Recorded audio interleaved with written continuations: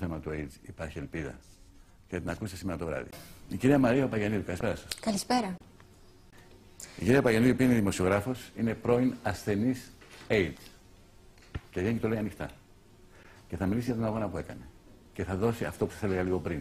Την ελπίδα. Λέμε δεν υπάρχει θεραπεία για το AIDS και άνθρωποι που πεθαίνουν κάθε χρόνο, κάθε μέρα. Εγώ είχα πλήρες AIDS για 12 χρόνια. Πέρασα όλες τις ασθένειες και ξαναγύρισα και ξαναπήγα. Και τώρα είμαι μια χαρά, χωρίς γιατρούς και χωρίς φάρμακα του AIDS. Αμέσως μετά ο κύριος Θάνος Παπαστόπουλος. Καλησπέρα κύριε Παπαστόπουλε. Καλησπέρα κύριε. Ο γιατρός στην εκπομπή μας, επιμελητής δερματολογίας στο νοσοκομείο Ευαγγελισμός, πάρα πολύ χρήσιμος. Έλεγα λίγο πριν ότι πριν από ένα περίπου μήνα έγινε ένα συνέδριο διεθνές στην Αθήνα και οι διαπιστώσεις ήταν πάρα πολύ μελαγχολικές για όλους μας. Για την περίπτωση του AIDS. Είπαν λοιπόν ότι οι Έλληνες ίσως έχουν χαλαρώσει λιγάκι τα μέτρα προστασίας. Και τα μέτρα προστασίας είναι συγκεκριμένα. Προφυλακτικό όταν κάνουμε έρωτα. Να τα λέμε τα πράγματα καθαρά, να μην κρυβόμαστε το δάχτυλό μας. Έχουν διαπιστώσει λοιπόν από έρευνες που έχουν κάνει και μελέτες επιστημονικές ότι οι ερωτικές σχέσεις στην Ελλάδα έχουν πάρει έναν δρόμο επικίνδυνο. Μη προφύλαξης. Αύξηση των κρουσμάτων. Εκεί πέρα υπάρχει μια άδεια θέση. Θέλω να καλέσω τον σύζυγό σας. Κυρίες και κύριοι, είναι ο σύζυγος της κυρίας Παπαγιανίδου. Παντρεμένη 3 χρόνια. Ξέρει βεβαίως ότι υπάρχει ζήτημα. Πώς το αντιμετώπισε? Ας το ρωτήσουμε. I've been studying that subject matter since 1984, and I knew that being positive doesn't mean that you are sick or that there's a virus. So I knew that she had nothing. Ήξερε από το 1984 μελετάει αυτό το θέμα. Ήταν φοιτητής βιολογίας στο Μόντρεαλ το 1984 και ήξερε ότι το να είσαι οροθετικός δεν σημαίνει τίποτα. Δεν σημαίνει ότι έχεις κάποιον ιό. Ο Ζιλ μου παρουσίασε την άλλη πλευρά του θέματος. Το 2006 ήταν πολύ μεγαλύτερο σοκ όταν πληροφορήθηκα ότι υπήρχε άλλη άποψη πάνω στο AIDS. Αφού είχα επιζήσει όλα αυτά τα χρόνια, δεν ξέρω με ποιο τρόπο, πέρασα από 40 κύματα. Κόντεψα να τυφλωθώ, κόντεψα να χάσω το μυαλό μου, έπαθα αμνησία, δεν θυμόμουν ποια είμαι, θα πέθαινα και δεν θα ήξερα ότι υπάρχει άλλη άποψη για το AIDS. Και ο Ζιλ μου έδειξε ότι το τεστ που είχα κάνει δεν ανοιχνεύει τον ιό HIV. Γιατί ο ιός HIV δεν έχει ποτέ απομονωθεί. Δεν έχει εντοπιστεί ποτέ και πουθενά. Αυτό είναι το φυλάδιο, το ένθετο, το ισόκλειστο φυλάδιο στο τεστ της Abbott. Ο Γκάλο μαζί με την Abbott βγάλανε το τεστ αντισωμάτων.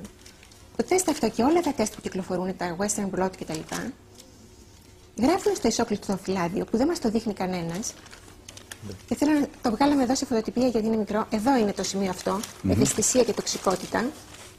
Επί του παρόντος, δεν υπάρχει κανένα αναγνωρισμένο πρότυπο για τον προσδιορισμό της παρουσίας ή απουσίας αντισωμάτων έναντι του HIV-1 και του HIV-2 στο ανθρώπινο αίμα. Το γράφει το τεστ. Αυτό εδώ το εσόκλειστο φυλάδιο δεν το δείχνει ποτέ σε κανέναν. Αν το ζητήσεις από τους γιατρούς, σου λένε απαγορεύεται από το κράτος. Στο Υπουργείο έχω στείλει εξώδικο, εδώ και 2 χρόνια, να μας παρουσιάσουν τις αποδείξεις πότε απομονώθηκε ο ιός και πού είναι το πρώτο πείραμα ότι ο ιός, υπάρχει ο ιός HIV και μπορεί να προκαλέσει τον θάνατο των νοσοποιητικού, των κυτάρων του ανθρώπινου οργανισμού. Δηλαδή, δεν είναι το θέμα μόνο αν υπάρχει ο ιός HIV, αλλά και πού είναι η απόδειξη ότι προκαλεί το AIDS. Εκείνο που έχει σημασία είναι αυτό που λέτε. Εγώ σας παρουσιάζω τεκμήρια επιστημονικής απάτης. Ναι. Και όχι ότι μόνο υπάρχει επιστημονική απάντηση στο θέμα του AIDS, ναι, λέτε. Όχι, να σας δείξω τα τεκμήρια. Βγήκε πέρυσι το βιβλίο της Janine Roberts, Fear of the Invisible, η οποία μετέφρασε στα αγγλικά και το δικό μου βιβλίο, γιατί πρέπει κάπου να σταματήσει αυτή η κοροϊδία. Όπου παρουσιάζει την αρχική μελέτη του Γκάλου. Τη βρήκε το χειρόγραφο της μελέτης. Διαγραμμένα ό,τι δεν τον βόλευε. Πουθενά δεν υπάρχει απόδειξη. Και διαγραμμένα ό,τι δεν τον βόλευε, αυτές οι 2 σειρές λέει, παρά τις εντατικές ερευνητικές προσπάθειες, ο αιτιακός παράγοντας του AIDS δεν έχει εντοπιστεί. Το έσβησε αυτό και έδωσε την εργασία για δημοσίευση στο Science. Αυτή τη στιγμή 37 επιστήμονες σε όλο τον κόσμο ζητούν από το Science να αποσύρει αυτή την αρχική εργασία. Εκεί στηρίζεται όλο το οικοδόμημα του AIDS. Ξέρετε, όταν γίνεται κάποιο διάλειμμα, διαφημιστικό ή βίντεο, βγαίνω έξω και βλέπω πάρα πολύ γρήγορα τα τηλεφωνήματά σας που είναι εκατοντάδες και σήμερα. Εκείνο που λέτε οι περισσότεροι από εσάς είναι αφήστε την κυρία Παπαγιαννίδη να μιλήσει. Όλοι αναζητάμε μια ελπίδα. Ένα αισιόδοξο μήνυμα. Και μας το δίνει η κυρία Παπαγιαννίδη σήμερα το βράδυ. Μια κυρία η οποία προσβλήθηκε από τον ιό και λέει ζω. Και έχει παντρευτεί εδώ και 3 χρόνια και ζει μια κανονική ζωή. Ήθελα να πω ότι δεν είμαι μοναδική, ούτε ξεχωριστή περίπτωση. Είμαι μονάχα ξεχωριστή από την άποψη ότι βγαίνω δημόσια και μιλάω. Υπάρχουν χιλιάδες σε όλο τον κόσμο σαν εμένα, οι οποίοι έχουν απλώς αφήσει τα φάρμακα. Γιατί βγαίνετε δημόσια και μιλάτε? Γιατί... Το θεωρώ πολύ τολμηρό και θαραλέο. Και κοιτάξτε να δείτε, πρώτα απ' όλα δεν μιλούσα και δεν θα μιλούσα ποτέ όσο δεν είχα κάτι να πω στην υπόθεση αυτή. Από την ώρα που έπαιζαν στα χέρια μου όλα αυτά τα τεκμήρια, δεν μπορούσα να μιλήσω. Εκεί πια λες δεν είναι δυνατόν. Θέλω να το συζητήσω. Άνθρωποι είμαστε. Δηλαδή θα τα πάρω εγώ αυτά τα τεκμήρια και θα τα κρατήσω στο σπίτι. Οι γιατροί του AIDS εφαρμόζουν το πρωτόκολλο του AIDS, το οποίο είναι ασφαλερό και έχει αποδειχθεί. Έπειτα, από την ώρα που εγώ θεωρώ ότι δεν έχω τίποτα, όλα τα τεκμήρια μου το δείχνουν, θέλω να κάνουμε με τον άντρα μου παιδί. Αν κάνω παιδί, επειδή βρέθηκα κάποια στιγμή οροθετική σε ένα τεστ που δεν ανιχνεύει τον ιό, και να το χαρτί, το πρωτόκολλο του AIDS πάλι λέει ότι θα δώσω στο παιδί μου AZT για 40 μέρες. Έχουν μειώσει, λέει πάλι τη δόση. Αλλά το AZT είναι ένα φάρμακο τοξικό.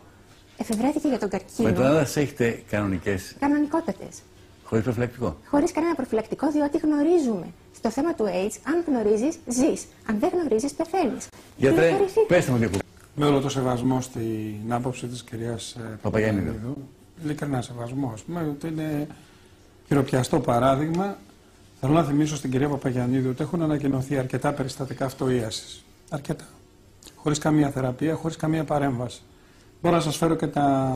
Αλλά δεν θέλω να σταματήσω, γιατί σέβομαι την άποψή σας, αλλά επειδή δεν μπορώ να δεχτώ ότι υπάρχει μια παγκόσμια συνωμοσία, δηλαδή, εντάξει, να δεχτώ σε έναν βαθμό ότι κάποιοι επιστήμονες χρηματίστηκαν από κάποιες εταιρείες και έκαναν κλπ. Αλλά να είναι αυτή η παγκόσμια συνωμοσία, δηλαδή να αφορά όλους τους επιστήμονες όλων των χωρών. Απάντηση, κυρία Παπαγιαννίδου. Είναι λίγο δύσκολο. Πρώτα απ' όλα θέλω να διορθώσω το εξής. Με όλο το σεβασμό σας λέω, έτσι, με πολύ καλή πρόθεση σας. Το καταλαβαίνω. Δεν έχω άποψη. Καμία άποψη. Θέλω τις αποδείξεις. Είναι άποψη αυτό? Ακούστε με λίγο. Είναι άποψη. Εγώ δεν πιστεύω τίποτα. Ένα πράγμα πολύ. Συγγνώμη, θέλω να μιλήσω στους τηλεθεατές, γιατί είναι και λίγο πέρα. Και εδώ πέρα αντιμετωπίζουμε ένα ζήτημα, ένα φαινόμενο, αν θέλετε. Έχουμε μια έγκριτη συνάδελφό μου. Είναι δημοσιογράφος στο Βήμα, η κυρία Παπαγιαννίδου. Η οποία λέει από πότε έχετε προσβληθεί? Από το 1985, ουσιαστικά από την αρχή του AIDS. Μάλιστα. Η ιστορία μου είναι ταυτόσιμη. 1985, πριν από 24 χρόνια, προσβάλλεται από τον ιό του AIDS. Διαπιστωμένο, εξετάσεις, ναι, είσαι οροθετική, ναι, αρρώστησες. Ζει, έχει παντρευτεί 3 χρόνια, έχει σχέσεις με τον σύζυγό της, ο οποίος δεν έχει προσβληθεί. Η ίδια λέει ότι ζω, είμαι καλά και θα έλεγα ότι ανατρέπει τα πάντα που ξέρουμε μέχρι τώρα από πλευράς ιατρικής μεθοδολογίας. Αν δεν μας δείξει το Υπουργείο τις αποδείξεις της ύπαρξης αυτού του ιού, δεν μπορεί να δίνει υποχρεωτικά θεραπεία στα νεογέννητα. Δεν θα δώσει υποχρεωτικά θεραπεία στο μωρό μου για κάτι που δεν έχει τις αποδείξεις ότι υπάρχει. Ας γράψουμε λοιπόν τον επίλογο σημερινή μας εκπομπή. Θέλω να ξεκινήσω από τον κύριο. Ο καθένας τώρα πλέον θα ερωτηθεί για να πάρει μια θέση στο ζήτημα αυτό. Κύριε Παπαγιαννίδου, θέλω να κλείσουμε εσάς. Όχι, 2 λεπτά. Ναι, εντάξει. Περιμένω. 2 λεπτά. Σας εκτιμώ πάρα πολύ και σας συμπαθώ πάρα πολύ. Και θεωρείτε ένας θαραλέος άνθρωπος. Προσέξτε τι θα πείτε. Είναι ο επίλογος εκπομπής.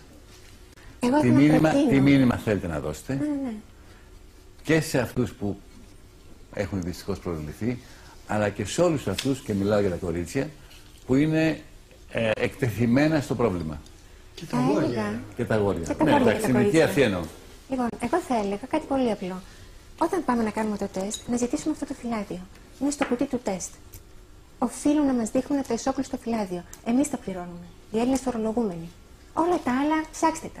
Κοιτάξτε τα και βγάλτε τα δικά σας συμπεράσματα. Αλλά μελετήστε τα. Μην βασίζεστε την ενημέρωση που παίρνουμε. Γιατί μας αποκρύπτουν στοιχεία. Αυτό έχω να πω. Υπάρχει όμως ζήτημα. Βεβαίως υπάρχει. Τεράστιο. Τεράστιο. Ζήτημα ενημέρωσης, όπως είπατε όλοι. Υπάρχει κίνδυνος. Βεβαίως υπάρχει κίνδυνος. Από την ώρα που κάνεις το τεστ και βγαίνει το τεστ θετικό, κόβονται τα γόνατά σου. Καταστρέφεται η ζωή σου. Εσύ απλά, από ό,τι καταλαβαίνω, αμφισβητείτε την ιατρική αντιμετώπιση του ζητήματος. Στο σύνολό της. Έχω φέρει τον όρκο του Ιπποκράτη που λέει να μην δίνει θανατηφόρο φάρμακο στους ασθενείς. Αυτή τη στιγμή η κυρίαρχη αιτία θανάτου των οροθετικών είναι η κύρωση του ύπατος. Αυτό είναι παρενέργεια των φαρμάκων. Δεν είναι ασθένεια του AIDS. Δίνονται θανατηφόρα φάρμακα που δεν θεραπεύουν, σκοτώνουν. Κανείς δεν έχει επιζήσει. Εμείς τα πληρώνουμε για αυτά. Οι Έλληνες φορολογούμενοι. Λοιπόν, ζητήστε τις αποδείξεις. Αυτό λέω μόνο. Ενημέρωση δεν θέλετε. Γιατί δεν μας το λένε αυτό. Είναι θέμα ποιότητας της ενημέρωσης. Σας ευχαριστώ πάρα πολύ που σπουδάσατε αυτό. Ήταν μια από τις εκδοχές που εγώ χάρηκα.